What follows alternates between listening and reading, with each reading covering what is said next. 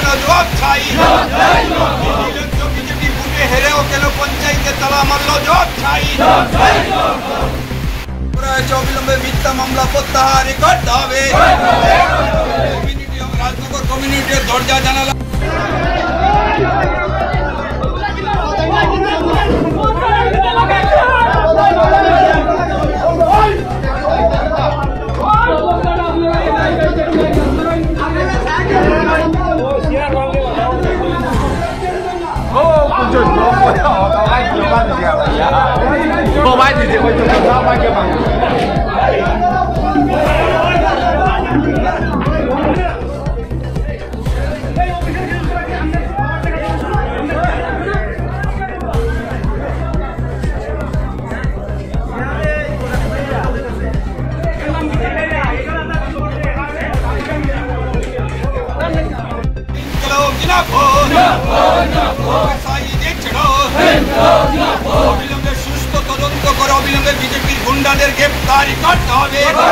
राजनगर ग्राम पंचायत समय तमनि बांधानो किथिंगै बामग्रेस बिजेपि मिसिंगो बेलायनो और पातेलायमानि पार्टीमुनो किथिंगै बिजेपि बदल तै बामग्रेस कनि बदल खरसा खरसानि सागाव थां मामला खैलायखा पार्टीमुनि थांनाय आगस्ट दाननि 30 साननिफ्राय दिब दामसा तामा जनब करमतला ब्लकनि बिडिउटि पंचायत अफिसार मानजांनि मिसिंगै राजनगर ग्राम पंचायत समय तामा बांधा खैजाबनि राजनगर कमिटि हल काम गोरोंखिना नाथाथके समय तांलिलायमानि फियाबा हनि जनकिसानि उलनो किसिरा कगनो किथिंगै कनि बदल पुइला कग बांलायखा तै यागलखे जफ्रबलायखा पार्टीबंग बिजेपिनि खरसा खरनि बेलेगे सागदखौ मामानि यागल मण्डलनि आदग्र कक्तमानि पार्टीबंग थायो फाइ खजाबै पुइला करमतला साखामनगर tlangmani उलो धर्मनगर हांकर साखामनगर tlangmani এই অভিষেকক ইয়াকসি বদল তে কংগ্রেস নিব খরসা খরনি কিসামিসা সাগদখौ मानि বিজেপি সাগদখौ मानमानि লগলগরে বিজেপি মন্ডল কাজ করে সিমি চেঙ্গै মন্ডল আদগ্র কদমতলা থানাব গেরাবলাইমাनि খরাম কিসামাनि পার্टीबंग बाइ गोरोंजारनो केरावनि माजरा बेरै लमनांथो हिनै बिजेपिनि यागल हाइनो हाइ बामग्रेस नि भक्तिबो थानाव फाइ मामला खायगा बिजेपिनि खरसा खरनि सागाव आबादिमनो किथिंगै नो सेजाबै थांनाय सालाव राजनगर हातिब बामग्रेस खायगा खादुबं सावमथाय यागो नारका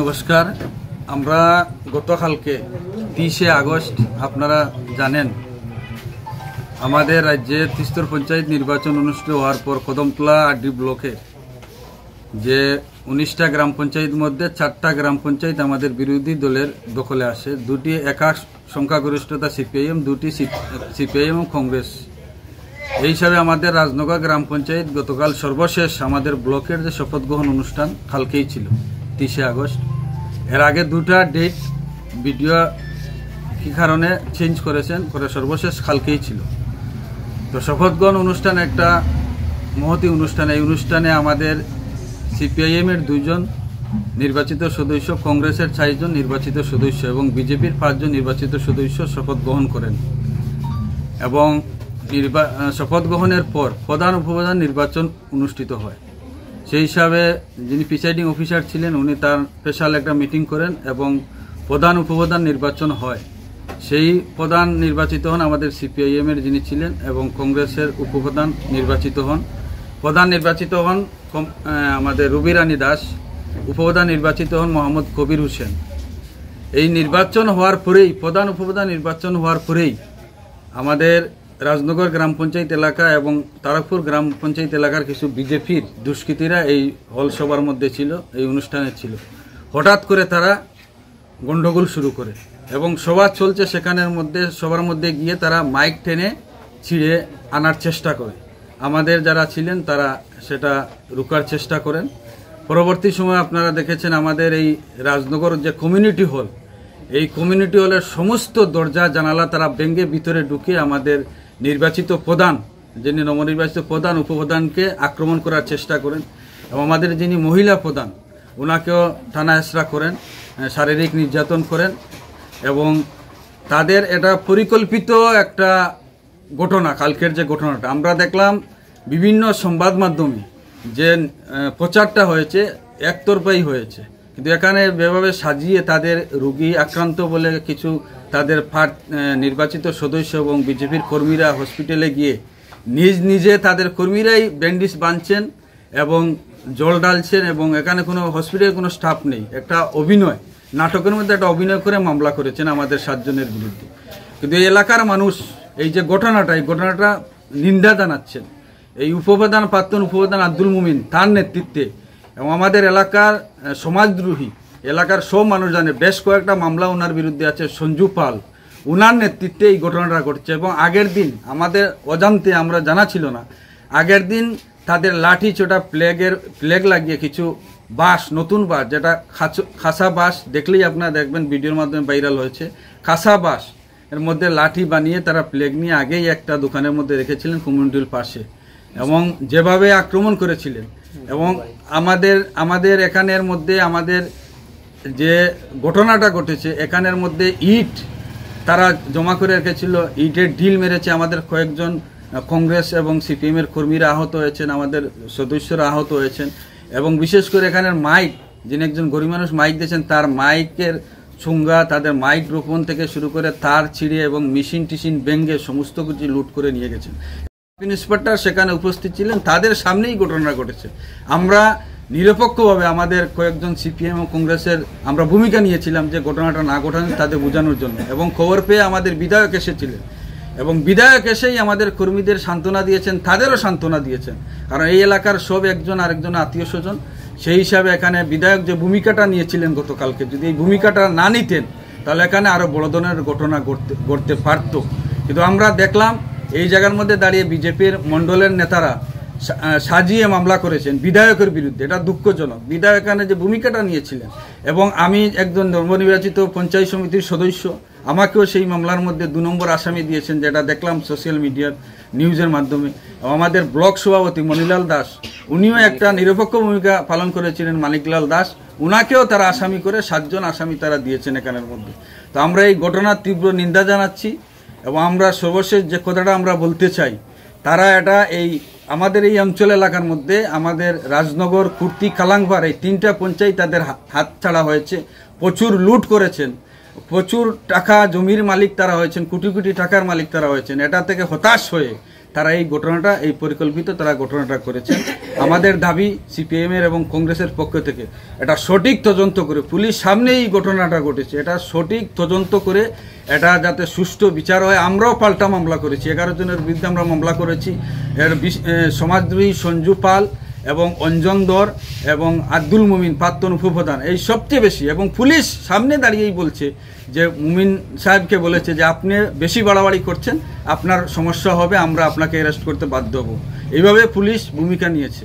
কিন্তু তারপরেও আমরা দেখলাম সাজিয়ে তারা মামলা করে বেশ কিছু নিউজের মধ্যে আমরা দেখলাম, এবং বলছেন যারা আহত হয়েছেন বিজেপির, এটা নাটক, কেউ আহত হয়নি, আমরা কেউ তাদের আক্রমণ করিনি, তারা আমাদের আক্রমণ করেছে। কারণ আমরা কোনো প্রস্তুতি ছিল না, আমাদের কোনো প্রস্তুতি ছিল না। তাদের লাঠি আপনারা দেখবেন, বিভিন্ন ভিডিও ভাইরাল হয়েছে, তাদের লাঠি ছোটা দেখবেন, আমাদের হাতে কিছু ছিল না, আমরা এটা প্রস্তুত ছিলাম না। কিন্তু তারা সাজিয়ে মামলা করে এখন বলছেন তাদের রুগীরা রেফার করা হয়েছে, কোনো রেফার করা হয়নি। তারা বলছেন তাদের রুগীরা নাকি শিলচর আছেন, সবাই বাড়িতে আছেন। আজকে টিঙ্কুবাবু মন্ত্রী এসেছিলেন, উনি এসে সমাজদ্রোহী সঞ্জু পালের বাড়িতে এসে দেখে গেছেন, সব বাড়িতে আছেন, ভালোই আছেন, সুস্থ আছেন। কিন্তু আমরা দেখলাম সেই বিষয়টা নিয়ে থানা ঘেরাও করা হচ্ছে, আসামি ধরতে হবে।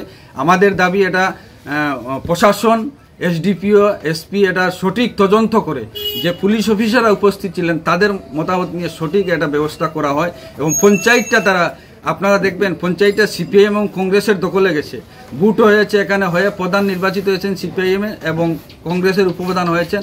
এবং প্রিসাইডিং অফিসার এডিশনাল ভিডিও ঘোষণা দেওয়ার পরেও তারা পঞ্চায়েত অফিসটা 8-10টা তালা মেরে, আপনারা গিয়ে দেখবেন, ইনকোয়ারি করবেন, তালা মেরে লঙ্গর দিয়ে সেটা রেখেছেন এই পঞ্চায়েত অফিস। এটা জনগণের অফিস। আমাদের দাবি থাকবে আগামী সোমবারে বিডিও সাহেবের কাছে আমরা দাবি রাখবো এবং ডেপুটেশন দেবো যাতে আগামী সোমবারে এই অফিসটা যাতে খুলে দেন, কারণ মানুষের কাগজপত্র দরকার আছে। এটা হতাশা থেকে তারা করছেন। আমরা এই বিষয়ে নিন্দা জানাচ্ছি এলাকাবাসীর পক্ষ থেকে, আমাদের পার্টির পক্ষ থেকে, এবং সঠিক তদন্ত করে যাতে এই বিজেপি যারা সমাজদ্রোহী যারা এই ঘটনাটা ঘটলো, সরকারি সম্পদ যারা নষ্ট করলো, তাদের বিরুদ্ধে যাতে আইনি ব্যবস্থা গ্রহণ করা হয়, এই দাবিটা আমরা রাখছি। না হলে আমাদের এলাকার কংগ্রেস সিপিআইএম আমরা কর্মীরা আগামী দিন বৃহত্তর আন্দোলনে আমরা সংগঠিত করব। হয়েছে সেটা অনেক নিন্দনীয়, তীব্র ভাষায় নিন্দা জানাই। একটা জিনিস প্রমাণ হয়েছে কালকে রাজনগরে, ইন্ডিয়া মঞ্চ আমাদের রাহুল গান্ধী যে ডরমত এবং আমরা যে সত্যের পথে যে আমরা চলছি, সেটা কিন্তু কালকে রাজনগরের মানুষ প্রমাণ করে দেখিয়ে দিয়েছে। আমরা যদি কালকের যে ঘটনা ঘটেছে সেটাতে সম্পূর্ণরূপে বিজেপিরা অতর্কিত হামলা যেভাবে সরকারি সম্পত্তি নষ্ট করেছে, এটার নিন্দা জানানোর ভাষা নেই আমাদের মধ্যে। এভাবে সরকারি সম্পত্তি নষ্ট করেছে, তার মানে প্রমাণ হয়ে গেছে ওরা ক্ষমতা চায়। একটা কথাই আছে না, যুগে রক্তের স্বাদ পেলে, তো উপপ্রধান এবং সঞ্জয় পাল ডিউ টু দুজনের নেতৃত্বেই কালকের এই ঘটনাটা ঘটেছে। সঞ্জয় পাল সমস্ত কমিউনিটি হলের দরজা জানালা ভাঙচুর করে ইটের আদলা দিয়ে ঢিল মেরেছে এবং এমনকি জানালার একটা পাট দিয়েও ঢিল মেরেছে। এই অবস্থায় আমরা কিন্তু আমাদের কর্মী সমর্থক সবাইকে কিন্তু কন্ট্রোল করার চেষ্টা করেছি। এই স্থানীয় এমএলএ এবং আমি নিজে সরজমিনে থেকে বিষয়টারে কন্ট্রোল করার চেষ্টা করেছি। উভয় দলের কর্মীরা সান্ত্বনা দিয়ে আমরা পরিস্থিতি নিয়ন্ত্রণে এনেছি। এখানে প্রশাসনের যারা দায়িত্বে ছিলেন, একজন এসআই ছিলেন, উনি শেষ পর্যন্ত বলেছেন আমরা তো চোখ বন্ধ করতে পারবো না, এখানে কে কি বলেছে, কে কি করছে, সমস্ত বিষয় আমরা দেখতেছি, আমাদের নজরে রয়েছে। এভাবে কিন্তু ধমক দিয়েছেন উপপ্রধান আব্দুল মোমিনকে। তো এই যে বিষয়টা, এটা কিন্তু সাংঘাতিক নিন্দনীয় এবং তীব্র ধিক্কার জানাই এই বিষয় নিয়ে।